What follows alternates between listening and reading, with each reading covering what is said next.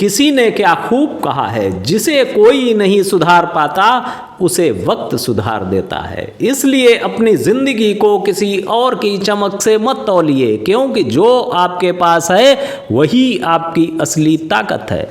नमस्कार दोस्तों, स्वागत है टॉक मग में, जहां हम परोसते हैं प्रेरणा की चटपटी चाय, लखनवी तहजीब की खुशबू, वो भी मस्ती के तड़के के साथ। आज मैं लेकर आया हूं नोएडा शहर से एक ऐसी कहानी जो आपके दिल को छू लेगी और आपको सिखाएगी कि अपनी ज़िंदगी में मज़ा कैसे ढूंढना है। तो थामिए चाय का प्याला और सेक्टर 18 की चटपटी चाट का स्वाद लीजिए। चलिए इस मज़ेदार कहानी की सैर पर।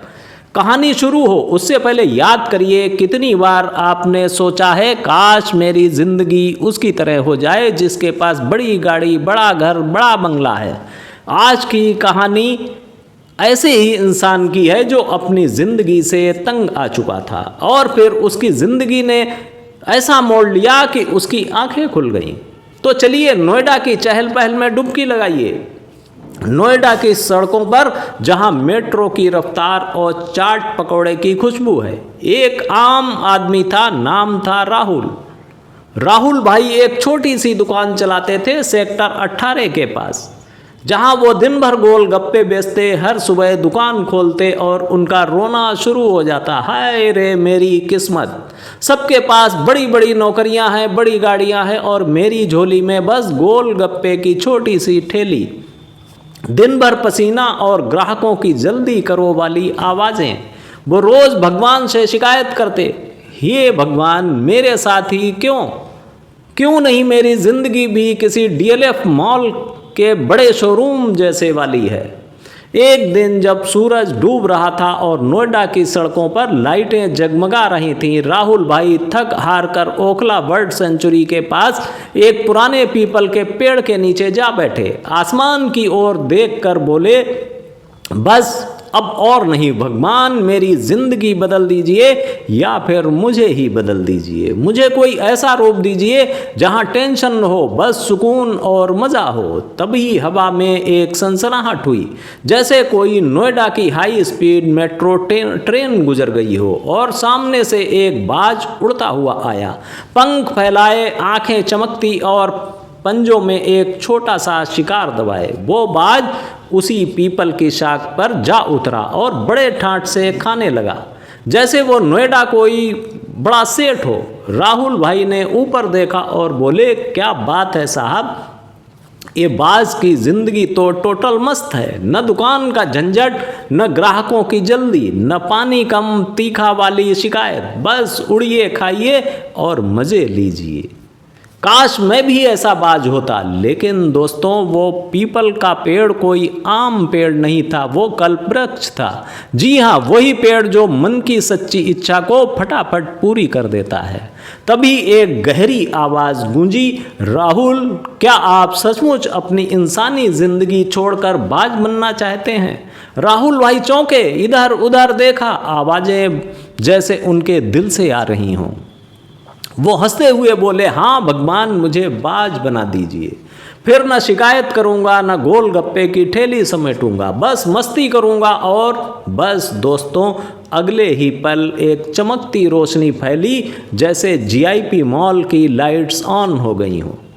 राहुल भाई का शरीर हल्का हुआ, उनके हाथ पंखों में बदले और वो हवा में उड़ने लगे, वो भी एक शानदार बाज बनकर। क्या सीन था साहब, पर पहली उड़ान में ही गड़बड़ हो गई। वो जोर से उड़े और गलती से नोएडा के एक बड़े बोर्ड से टकरा गए। धड़ाम! अरे ये तो गोल गप्पे की थाली जैसा गिरने जैसा है। वो बुदबुदाए, पर फिर हंसी के साथ आसमान में गोते लगाने लगे। ठंडी हवा उनके चेहरे को छू रही थी, नीला आसमान ऊपर, और वो सोच रहे थे, हाय रे, ये तो चाट खाने से भी बड़ा मज़ा है। न ठेली का झंझट, न पानी डालो वाली डिमांड, बस खुला आसमान और मस्ती ही मस्ती। पहले कुछ दिन तो टोटल मज़ा था। वो आसमान में उड़ते, कभी वर्ल्ड ऑफ वंडर के ऊपर मंडराते, कभी कोई फल खा लेते, कभी कोई छोटा मोटा शिकार पकड़ लेते। बाज बने राहुल सोचते, नोएडा की दुकानदारी में क्या रखा था, ये तो असली गोलगप्पा फ्रीडम है। पर दोस्तों असली कहानी तो अब शुरू होती है। क्या लगता है अब क्या होगा? बाज की जिंदगी इतनी आसान थी? कुछ दिन बाद सुबह अब मजा नहीं, भूख का हंगामा लेकर आने लगी। ऊंचाई से नीचे देखते पर शिकार ढूंढने में घंटों बीत जाते। एक शाम तो खाने के लिए कुछ भी नहीं मिला। सूरज डूबा, पेट खाली और राहुल बाज को बस एक छोटी चिड़िया मिली। मजबूरी में वही खाकर रात काटी। अब बताइए दोस्तों, ये मस्ती कैसी लग रही है? अगले दिन भी वही स्ट्रगल, भूख, थकान और सबसे बड़ी मुसीबत अकेलापन। फिर एक दिन जैसे आसमान ने राहुल बाज का इम्तिहान लेने की ठानी।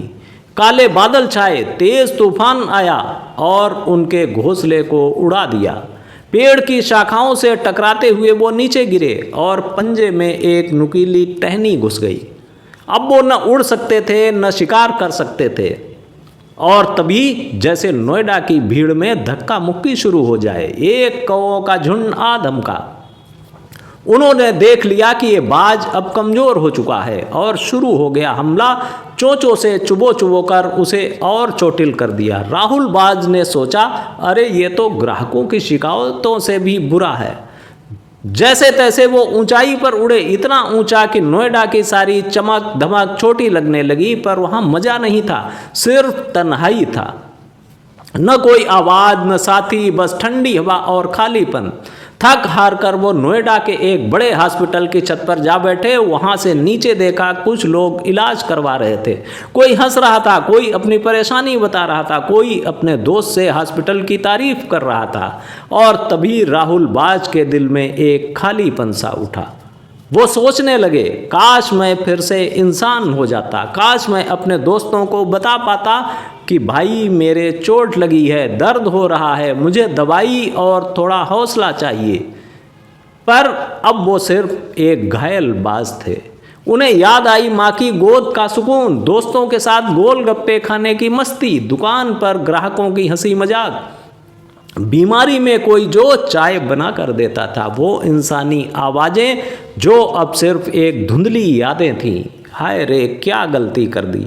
राहुल बाज को एहसास हुआ उनकी पुरानी जिंदगी कोई जीआईपी मॉल तो नहीं थी, पर उसमें प्यार था, हंसी थी और सबसे बड़ी बात इंसान होने का मज़ा था।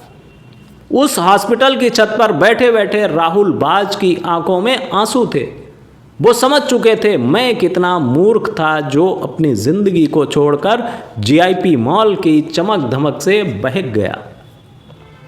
दोस्तों, ये छोटी सी कहानी हमें बड़ी सीख देती है।